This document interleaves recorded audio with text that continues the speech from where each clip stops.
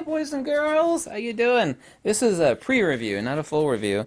A pre-review because I've been doing a lot of stuff with the new X100V.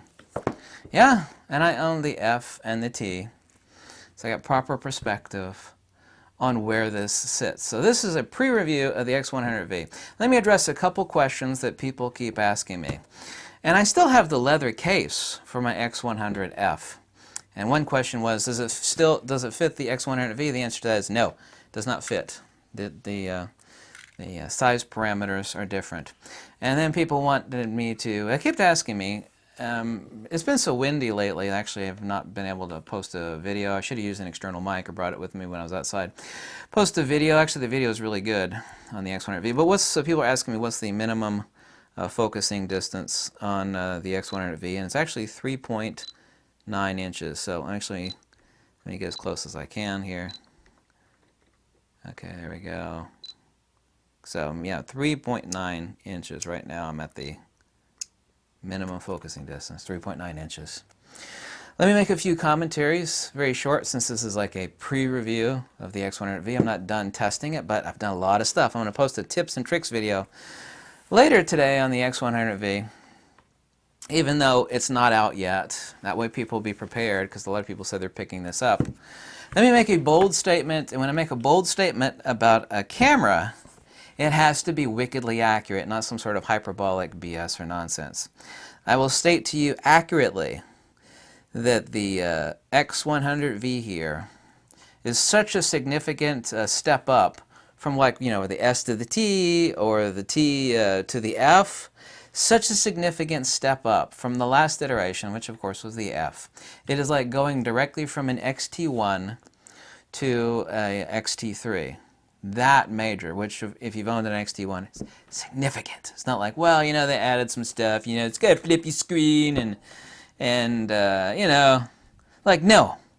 No. There are actually several factors. I'm going to list off 9 factors here and tell you what those are. So was that pretty blatantly clear, what I actually just got done saying?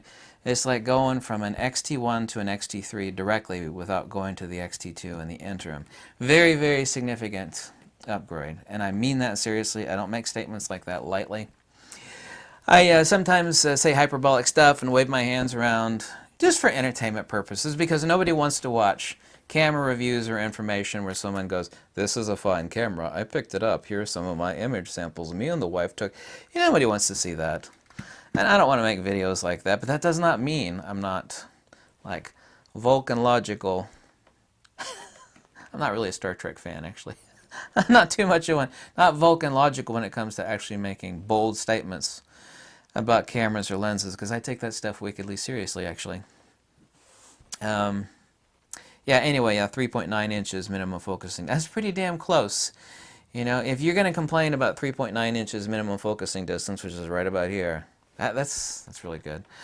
So, let's go down on the little list here that I made. Okay, much sharper lens. And I posted some image samples of video from a few days ago. Much sharper lens, and I saw the aspherical lens, the two elements, and the total of the lens change that they made on this lens. By the way, everybody wanted me to make a comment about this versus the 23mm f2 X-mount lens, which I also happen to have. I own every X-mount lens except for the 18mm. This lens is way sharper than the 23mm, you know, detachable standalone lens for interchangeable lens Fujifilm X-mount cameras. Not only at f2, but also too even at 5.6. Yes, I literally did go back and forth. This is a lot sharper than its predecessors, the F and the T and the S. Not like a good bit sharper, a lot sharper. So, point number 1. Point number 2, these 8 points, you know, add up to the totality of what this is. Form follows functions. This is obviously a fixed lens camera meant for street and travel. I mean, you could use it for just about anything. By the way, the video on this is actually really good. Eye autofocus on this, really good. for a street camera, that's actually pretty damn important. That combined with the touch to pick autofocus point selection, absolutely amazing. Larger viewfinder, tilting LCD display, touch swipe functionality. You actually have up, down, left, and right touch swipe functionality. You have more grip room on the back. The only thing I actually complained on the F about was the Q button was right frigging here, right where your thumb goes, right in the wrong spot. They actually got it over here where if you press down, you can't accidentally hit it. You actually have to intentionally touch it there because it's actually flush with the tip of the ridge on the X100V here. So you've actually got tons of thumb room. People say, what about the removal of the D-pad? Not an issue. The menu button is still there, so you actually have 4 functions that have actually been transposed for touch swipe functionality on the touch display, on the tiltable display on the X100V here. So not only is it not an issue, it gives you more grip room on the camera. People aren't going to see that as a big addition, but I actually do as a former owner of the T and the F, and I just sold off my F to a friend of mine out in San Francisco. So you got much sharper lens, eye autofocus, the new phase detect autofocus X-T3 BSI sensor in this. Touch to, and of course you can set the quadrant just like you can on the X-T3. You could set for the whole screen or upper left or upper right. I'm left eye dominant, so I chose the lower left of the display, and when I actually have my eye up to the viewfinder, I'm using the lower left quadrant of the touch for autofocus point selection. Yeah. Also, too, yeah, and I'm going to talk about that in the tips and tricks video tonight. There's not actually a view mode button now on the back of this, and I actually assigned this front function button, which default from factory is set to photometry, i.e. spot, matrix, the setting. I actually have this set to view mode, and there are new view mode types in the new X100V over that of the F and T. So you just assign one of your function buttons or even a swipe function for setting or changing your view mode. For power saving features, I actually use, and it's actually really great on battery life too, but this is only a pre-review. I'm not going to do a full review on this. So you have a larger viewfinder, the tilting LCD display, the touch swipe functionality, up, down, left, and right, more grip room with the move of the Q button to where it should be in the first place, and it was in the wrong place on the F. And I complained about that at the time. And removal of the D-pad. So the primary points, though, that make this for what it is, form-following function, as a travel camera, but primarily a street camera or a candid camera. Eye autofocus, much frigging sharper lens. New phase detect X-T3 BSI sensor. Touch to pick autofocus point selection, which is so insanely useful for street photography, and a larger viewfinder, and the 6 primary points, the tilting LCD display. So you could actually, of course, I use it and you use it too, you know, pull the LCD out and do this number with it. And of course you could also too stick it in stealth mode. I actually can't say it's an advantage, even though of course it's a huge advantage to these cameras that it has a leaf shutter and a built-in ND filter. This has a 4-stop ND filter. Prior version said 3-stop. It's actually physical. It's not like an effect, a digital effect. It is a true drop-in, or actually drop-down 4-stop ND filter on this, but that's also the same advantage that's found in the X100F and the X100T. So I can't talk about this being an advantage over the F or T. These are about the advantages of this camera over that of the F or the T. So I'm actually going to repeat, not that I'm going to parrot him, because I have drawn the exact same conclusion about this camera as he did. There's some guy over on DPR, I think his name is Peter, someone pointed me to his review, and like I was going to say the same thing. I was going to say the best able-bodied fixed lens camera that exists, period, currently. I mean, far and away. And that's exactly, not that I want to parrot him, but it's exactly what I would parrot. This is the best fixed lens, street, candid, travel camera, compact camera that exists out there. The autofocus is bleedingly fast. The lens does focus a lot faster, of course, with phase detect on this. Eye autofocus, the touch to autofocus point selection, and a larger viewfinder. Really, for glasses wearers like me, that's a huge boon.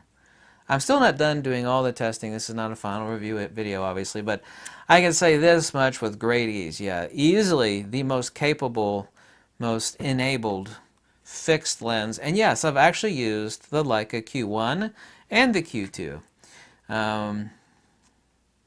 There is a je ne sais quoi of image fidelity on that really expensive lens, on the really, really, really expensive. And by the way, the Leica Q2 had a couple design flaws. They had a recall and a firmware update on the Leica Q2.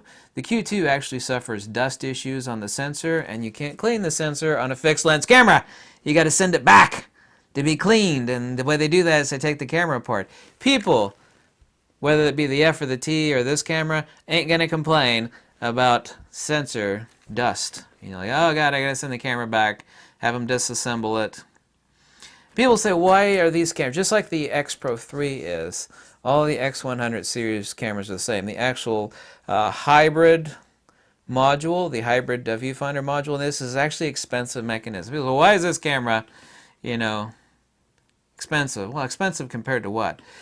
The X Pro 3 is expensive relative to the X Pro, the XT3. But I mean, not only are they made and assembled in China, I mean in Japan, excuse me, this is made in Japan. Parts all come from the same place, even on the XT3.